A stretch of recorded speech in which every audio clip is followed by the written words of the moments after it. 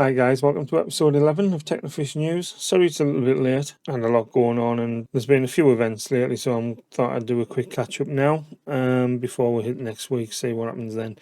Remember to like, sub and comment. Leave any feedback you can in the comments. I do appreciate it. It would be very helpful for myself and the channel, see how we can grow. Remember to follow my socials at Technofish Live on Twitch, TikTok and Twitter. And remember I go live on Twitch from around 10 o'clock every night. Right, so the first part of news is one of the games that got announced in the Xbox Showcase, Immortals Vavium, has been pushed back a month or so.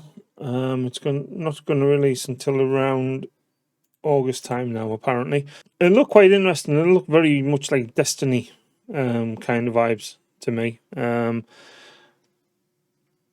Whether it's going to end up like Anthem or whatever being an EA game, I'm not entirely sure. It's basically first-person shooter, but instead of guns, you're using magic abilities and stuff. Lots of flying about, floating and stuff, weird creatures. It looks very much like Destiny, like I said. Maybe worth a look. I'll keep an eye on it on the radar and see what happens with that. Next up, the Callisto Protocol announced some DLC to come. Basically, the game pretty much flopped. It was like a Dead Space kind of game, but apparently it didn't do very well, and the ending of the game itself was pretty poor. To put that right, they're releasing a new DLC to rectify it. It's a new final chapter, hopefully to bring a bit closure to the story for the people who are actually bothered about that. Next up's a game that's sort of taken everybody by storm, to be honest. BattleBit Remastered. It looks very much like what Battlefield should be. Not technically graphically. They've limited the graphics to sort of Minecrafty looking kind of things, Roblox, just to concentrate on the gameplay. Everybody seems to be crying out that the gameplay itself's fantastic. Up to 256 player multiplayer wars, basically. As you can see, it's got vehicle combat, air combat, lots of other stuff going on. Might be worth a look. I believe it's only around £15 on Steam at the minute as well, so could be well worth picking up for that. Just hope it gets the support going forward and people keep playing it, because it does look quite good fun, to be fair. Speaking of fun, I've been playing a little bit of Counter-Strike lately. Really good game, to be honest. I've never really put that much time into it prior, but I do have to say it is a really good game.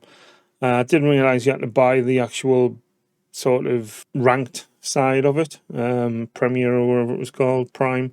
Albeit it's only about £12 for the update, which I probably will purchase at some point down the line just so I can see how I get on ranked wise. It also opens up the ability to get the loot boxes, so you can get a few skins and things like that. So yeah, I'll be playing a bit more of that soon. Keep an eye on my Twitch for live updates on that. The next game is a bit of a peculiar one, really. I didn't really know what to make of it. It's a game called Lies of P. Basically, it looks like the Pinocchio tale crossed with Dark Souls. It looks very strange. Not entirely sure what the full story is. I just know it is loosely based around the Pinocchio fairy tale. I think you control Pinocchio once he's become a real boy as such. But yeah, it could be interesting. Like I say, the game style itself and the graphic style looks very much like Dark Souls. Very clean, very good combat looking at it. So I'll be keeping an eye on this one as well. Maybe if it comes on the Game Pass down the line or whatever. There is a demo up at the minute on the PlayStation and possibly Steam, I believe. Maybe worth looking at. Next up is Crash Team Rumble. It basically looks like TDM starring all the Crash characters with multiplayer. You get all the pickups and power-ups and stuff from the games. It could be fun. Might just be a gimmick, but again, it could be worth watching. See what that's all about. And another game that may be worth looking at is a game called Myth Force. Graphically, this looks really impressive to me. It's based around sort of 80s Saturday morning cartoon vibe. The graphical style is very much like it's like a cel-shaded Borderlandsy kind of thing, but the art style is made to look more like the old style cartoons. Looks good fun, to be honest. It looks very much like Borderlands, to be honest, but with swords and sorcery instead of the big guns and stuff. It may be worth looking at. I'll be keeping an eye on it to see what the reviews are like. But as I said, graphically it looks right up my street, to be honest. I do like that art style. And that just brings us to the other sort of new segment. So basically, there was a Nintendo Direct this week. They announced quite a few games. A lot of them were just remakes and rehashes. There was a Mario RPG remake. They announced the Batman Arkham trilogy is getting a remake on the Switch. Metal Gear obviously is coming. That's going to be out on the Switch as well, the remasters of them. They did announce that Peach is getting her own game, Princess Peach. There's a new Mario 2D game coming out called Mario Wonder. That may be interesting. Let's keep an eye on it. I didn't really get the 3D ones, but I would like to try another 2D one, to be honest. I might give that a look. And they announced a new Pikmin game as well, which could spark me interest as well. I used to enjoy the Pikmin games on the GameCube. Microsoft, Xbox are no longer creating games for the Xbox One. They're all going to be exclusively for the Xbox Series consoles now. Obviously trying to move forward, move away from the old generation as it is now and focus on the new one.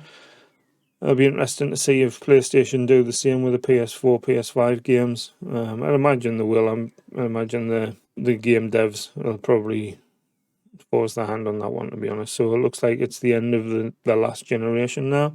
EA Sports have split from EA Games due to a rebranding. EA Games is now going to be called EA Entertainment, and EA Sports are now their own entity. They don't sort of fall under the same umbrella anymore. So it'll be interesting to see what goes on with that, especially with the loss of the licenses for the football and things like that. See how things pan out there. Streaming news has been another big week. Kick have signed deals with another load of big streamers. XQC for one, he got 100 million for his, or up to 100 million it says, for 2 years on the platform. He also got a slap on the wrist for streaming the Dark Knight films, the Batman films, and Breaking Bad live on Kick as well. So DMCA issues there. So he's in a bit of trouble for that already, but I'm sure we'll just get a slap on the wrist and totally move on.